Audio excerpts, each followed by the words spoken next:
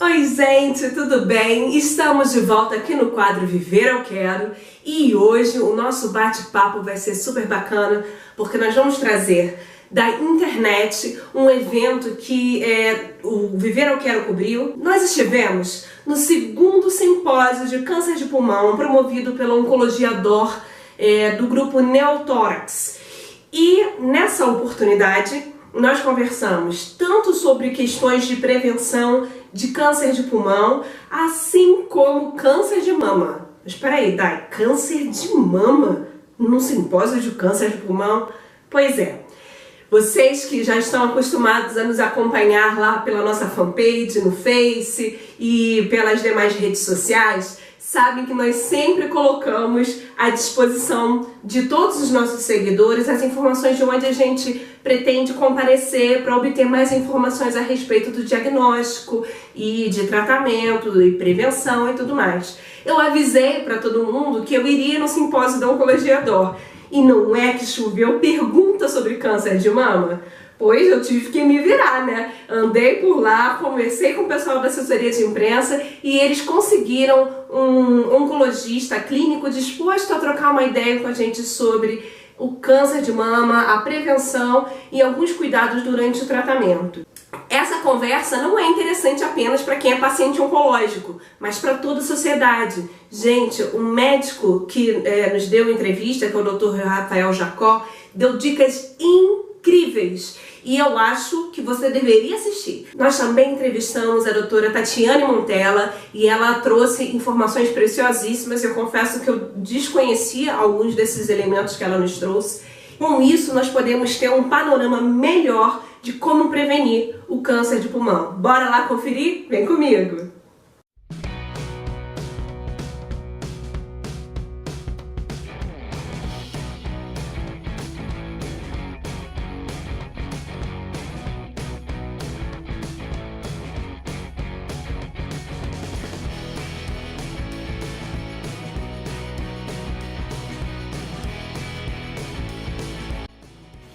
Oi pessoal, estamos aqui de volta com Viver Eu Quero. Como eu prometi para vocês, hoje eu dei um jeitinho de cobrir mais um pouquinho aqui do simpósio com o Dr. Rafael Jacó. E ele tem como primeira especialidade câncer de pulmão, mas ele também trata bastante câncer de mama e tem uma boa bagagem para dividir aqui conosco. Vamos lá às nossas perguntas. Eu vou começar com algumas perguntas que já me fizeram tanto no grupo, quanto na página, quanto no perfil e se vocês tiverem alguma dúvida, vocês postem aí ao vivo que a gente tenta transmitir aqui, tá bom? O bate-papo vai ser ótimo. Espera aí que eu vou transferir a imagem. Boa tarde a todos, um prazer estar aqui. Vamos lá as perguntas e tentar esclarecer um pouquinho desse universo imenso que é o tratamento do câncer de mama. Ó, antes de mais nada, muito obrigada. Doutor Rafael, a pergunta que mais choveu ontem foi tamoxifeno. Quais são os benefícios, quais são os efeitos colaterais e quais são aqueles efeitos colaterais não tão positivos assim? Bom, vamos lá. É muito importante a gente entender hoje que o câncer de mama é uma doença plural. O que eu quero dizer com isso? São muitos os subtipos diferentes de câncer de mama. Então a gente tem que começar a desmistificar um pouquinho a doença e achar que todos os cânceres de mama são iguais. Se a gente pudesse falar um pouco mais sobre o tamoxifeno, eu diria que a gente dividiria o câncer de mama em dois tipos. Aquela doença que vai ter proteínas de estrogênio e progesterona, que nós chamamos de câncer de mama, positivos para receptores hormonais e aquela doença que não expressa a proteína de estrogênio nem a de progesterona, portanto, ela é negativa para receptores hormonais. Então, o primeiro conceito é, se a paciente tem essas proteínas e esse é um resultado que vem lá na biópsia e na imunistoquímica, provavelmente, em algum momento do tratamento dela, ela vai receber um bloqueador hormonal. E uma dessas opções é o tamoxifeno. O tamoxifeno é uma medicação utilizada para as pacientes, por exemplo, que foram operadas no seu câncer de mama, que têm essas proteínas expressas no tumor e que ainda menstruam. Por isso é que a gente diz que é um bloqueador hormonal utilizado para mulheres na pré-menopausa. Estou falando isso num cenário em que a paciente foi operada. tem que ficar muito claro isso, porque existe também um outro cenário diferente, que é a paciente que apresenta a doença metastática, ou seja, a doença fora dos limites da mama, quando houve disseminação. Nesse cenário, mulheres mais velhas também podem receber o tamoxifeno como uma alternativa de tratamento. Então vai depender de qual cenário a gente está avaliando. Mas, independentemente disso, falando da medicação, é certamente uma medicação muito útil no tratamento do câncer de mama, dessas mulheres operadas com a proteína de estrogênio e progesterona. Eu diria para vocês que a magnitude do ganho é até maior de benefício do que com a quimioterapia, e quanto maior a expressão do receptor hormonal, maior o benefício que ela vai ter com a hormonioterapia. O que eu quero dizer com isso? Porque às vezes a gente fala um pouquinho difícil. Quando você pega o resultado da biópsia da imunistoquímica, vai estar escrito lá, receptor de estrogênio e progesterona, 10%, 30%, 50%. Quanto maior essa positividade, ou seja, o percentual, maior o benefício que essa paciente vai ter utilizando o tamoxifeno. O tamoxifeno é uma medicação de fácil manejo, os efeitos colaterais são efeitos colaterais já bastante conhecidos dos médicos, que a gente costuma alertar, a grosso modo, as pacientes podem ter exacerbações, ou seja, piora daqueles sintomas menopausais. Então, aquelas mulheres que estão perto da menopausa, ou mesmo as que estão longe, podem passar a ter aqueles sintomas como ondas de calor, que são os famosos fogachos, muita sudorese, às vezes um pouco de fadiga, irritabilidade, insônia. Eu brinco no consultório com as minhas pacientes, quando os maridos estão perto, que eu falo assim, olha, você vai ficar um pouquinho mais incomodado agora no início do tratamento, porque sua mulher talvez durma um pouco pior nos primeiros meses, tenha ondas de calor e o marido paga um pouco o pato do tratamento. Em geral, esses são sintomas transitórios. É muito comum, depois de 60, 90, 120 dias do tratamento, esses sintomas reduzirem ou até desaparecerem. Se você me permite dar uma dica, é muito importante que as pacientes tenham um foco em atividade física e controle de peso, porque a gente sabe que isso controla muito dos efeitos colaterais do tamoxifeno. Portanto, se você engordou durante o tratamento, ou se mesmo antes do tratamento já estava acima do peso, converse com o seu médico, vê se você já pode voltar a praticar atividade física.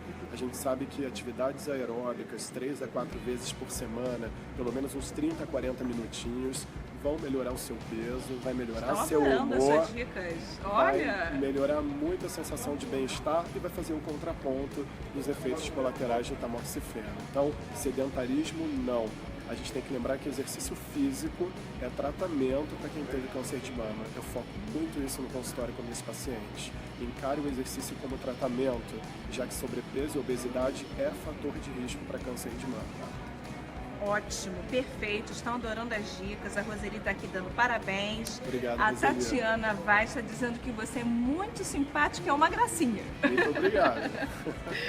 Bom, agora vamos falar um pouquinho da neuropatia que pode ser causada pela quimioterapia, pelos taxanos. Vamos lá.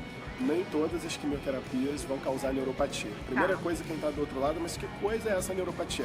O médico tem mania de falar difícil. Então, neuropatia, a gente poderia definir como aquelas alterações sensoriais ou sensitivas que acontecem nos membros. Pode ser membro superior, mãos, ou membros inferiores, que são os pés.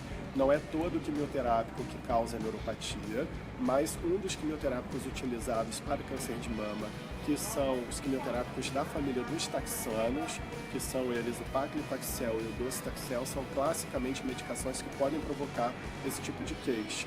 Em geral, ela acontece durante o tratamento, é muito comum acontecer mais para o final da quimioterapia, porque esse é um efeito de longa exposição do fármaco, ou seja, está começando a usar o taxano, você ainda não tem, mas no finalzinho da exposição do remédio, ou do meio para o final, essa queixa começa a acontecer. Essa é uma grande dificuldade de lidar no dia a dia do médico também, porque são poucas as medicações que controlam esse efeito da neuropatia. Então, a primeira dica que eu dou para os pacientes, acabando o tratamento, em geral, a neuropatia começa a melhorar.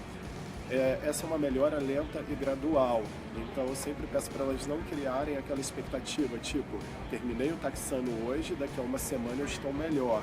Pode acontecer, mas esse é um ponto fora da curva. A maioria das pacientes vai levar de algumas semanas a alguns meses para melhorar da neuropatia. E pode ser que algumas pacientes sejam tão sensíveis à medicação que carreguem essa neuropatia por mais tempo e aí precisa de alguma medicação para alívio dos sintomas, e aí cabe discutir com o seu oncologista se há ou não a necessidade de introdução de medicamento. Mas o bacana que a gente estava falando aqui é que não é algo para se preocupar, não é uma doença Exato. nova que está se instalando. Isso. A gente falava nos bastidores, eu costumo conversar com os meus pacientes no consultório e traçar uma linha divisória entre o que é problema e o que é incômodo. Então eu costumo dizer que problema é tudo aquilo que pode trazer algum risco para a gente. Então ter um câncer e não tratar, assim como ter qualquer doença, uma hipertensão, diabetes e não tratar, isso é um problema. Então o tratamento sempre tem que estar em primeiro lugar. Agora, incômodo é aquilo que às vezes atrapalha a nossa qualidade de vida, mas isso não traz um risco para a gente. Então a neuropatia, não, longe de mim dizer que não é um incômodo, eu tenho plena consciência de que é um incômodo no dia a dia das mulheres. Pode atrapalhar, às vezes, até a execução de uma atividade física se a neuropatia na sola dos pés for intensa. Mas tem que ficar muito claro que esse não é um problema, ou seja, não há uma preocupação em relação a ter ou não algo mais sério em relação à neuropatia. Ninguém vai ter uma doença provocada por essa sensação. Isso é um desconforto, um mal-estar, que na grande maioria das vezes melhora, demorando mais ou menos, mas longe de ser um problema, isso é um incômodo. Perfeito. Agora uma outra pergunta. Vamos falar um pouquinho do câncer de mama HER2 positivo? Com certeza. O câncer de mama HER2 positivo já foi um imenso desafio na oncologia. Hoje, graças a Deus, os tratamentos são muitos e cada vez melhores, né? Eu diria que até meados da década de 90, tratar uma paciente com hiperexpressão ou amplificação do HER2, ou seja, com a positividade da proteína HER2 na biópsia, era um desafio muito grande, porque nós tínhamos a consciência da existência dessa proteína, mas não havia um tratamento específico para ela. Para a gente ter noção, essa é a minoria das pacientes, né? A gente estima que 15 a 20% das pacientes com câncer de mama terão a proteína HER2 positiva, ou seja, uma em cada 4 a 5 pacientes com câncer de mama terá a proteína HER2 positiva. Essa proteína, quando presente, tem uma tendência a marcar uma maior gravidade, mas esperem lá. Maior gravidade no sentido de a proteína, ela dita um ritmo de crescimento mais acelerado da doença. E por que eu voltei um pouquinho naquele assunto de que hoje a gente trata melhor? Porque esse era um problema grande quando não existia um tratamento para a proteína HER2. Então hoje, quando uma paciente chega no meu consultório e fala: doutor, eu entrei na internet, vi que a minha proteína HER2 existe e por isso tem uma doença mais grave. Eu falo: pera lá, essa é uma verdade relativa. Porque hoje nós temos tantos tratamentos direcionados para a proteína HER2 que, se você for bem tratada por um médico que entende bem de câncer de mama, a gente consegue equilibrar e tornar essa doença muito semelhante a uma doença HER2 negativa, porque realmente as opções melhoraram muito. Olha, fantástica a nossa conversa. Obrigado. Muito obrigada por toda a sua atenção. A Carol aqui está se demonstrando muito alegre com o nosso bate-papo. A Fabiana Olímpio está dizendo que o senhor está fazendo a diferença no tratamento de todas essas mulheres. Eu agradeço. A Patrícia está dando os parabéns, está dizendo que a entrevista é maravilhosa. Obrigado, Patrícia. E quer lhe agradecer pessoalmente porque está tornando a luta dela mais leve. Que bom, fico feliz. Esse é o objetivo. Gente, olha, eu vou voltar a câmera para mim, mas antes de tudo, muito obrigada Eu que agradeço. por sua atenção. Oi, estou de volta, tô aqui, ó, o doutor tá bem aqui do meu ladinho. Então, gente, olha, o bate-papo foi ótimo. O câncer de mama e todos os outros tipos de cânceres, é claro que tem casos e casos, mas eles sempre são tratados de uma maneira muito dramática, tanto pela mídia como a sociedade de uma forma geral. E a medicina evoluiu bastante, tem muita coisa aí pra gente se socorrer. Então, relaxem, respirem fundo, que tem muita luta por aqui. Oi pessoal, eu a Dai do Viver Eu Quero. Vou passar aqui então agora para a doutora. Só um instantinho. Olá, boa tarde a todos. Pronto, muito obrigada doutora Tatiana. Um prazer estar falando com vocês aqui do evento de diagnóstico de câncer de pulmão do neotórax. Esse evento falando mais sobre câncer de pulmão, essa patologia que é a que mais mata, é a principal causa de morte das neoplasias do mundo. E hoje a gente vai falar um pouquinho aí e tentar responder as perguntas de vocês. Perfeito, muito obrigada por sua disponibilidade. A pergunta da família Cury Pereira. Eles questionam o que acontece quando dizem que o tumor é benigno, o que vem depois? A gente não está falando de célula tumoral. Células tumorais são aquelas que, na verdade, se multiplicam de maneira errônea e perdem o drive dela, que fazem o que a gente chama de apoptose, que é a morte celular. Todas as células do nosso organismo, elas nascem, se proliferam e morrem. As células neoplásicas, elas não seguem esse sentido, elas perdem esse drive da morte. Quando o patologista considera que o tumor é benigno, significa que aquela célula, ela segue o curso natural das células do organismo. Ou seja, não há risco de nenhum tumor. Essas lesões consideradas benignas, elas não têm nenhuma possibilidade de se tornar um tumor maligno. Nesse sentido, então, já respondemos a segunda pergunta da família Cury, que é justamente se esse nódulo benigno pode se transformar em maligno e voltar depois, de alguma outra maneira, caso venha a ser retirado. O que a gente precisa definir nessa pergunta é o seguinte: esse nódulo foi considerado benigno porque foi feita uma biópsia. A biópsia mostrou que essas células não têm esse crescimento anômalo, ou esse nódulo foi considerado benigno por uma imagem. Dependendo das duas situações, se for por biópsia, já está definido, esse é um nódulo benigno e isso não vai se tornar um nódulo maligno.